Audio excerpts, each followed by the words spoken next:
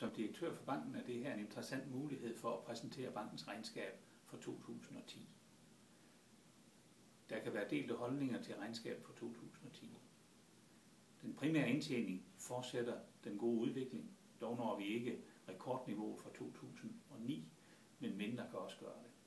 Men den arbejdgående trend er positiv, og er vi meget tilfredse med. Når meningen er delt, så er det fordi, at vi oplever, at nedskrivninger for 2010 kommer op på et højt niveau. Kommer op på ca. 18 millioner kroner og er medvirkende til, at vi får et underskud på regnskabet for 2010.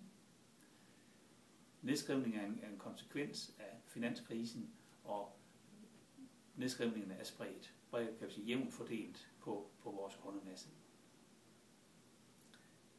Vedrørende året 2011, altså indeværende år, der ved vi allerede nu, at vi bliver påvirket af tab fra Amagerbanken, hvor vi helt tilfældigt havde et indestående beløb i niveauet 28 millioner kroner, og det vil medføre et tab for os i år på 11,5 millioner kroner.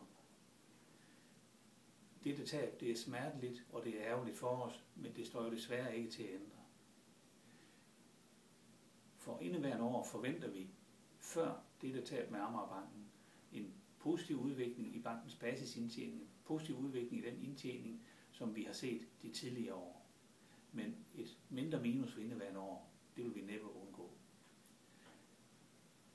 Når det her kan lade sig gøre, så er det fordi banken er bundsolid. Vi har en høj solvens, 14,1%.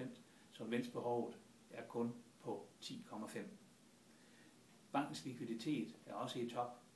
Vi hører til blandt de få pengeinstitutter, der har en god sammenhæng mellem udlån og indlån, og det giver en stor tryghed for os i banken og også for kunderne.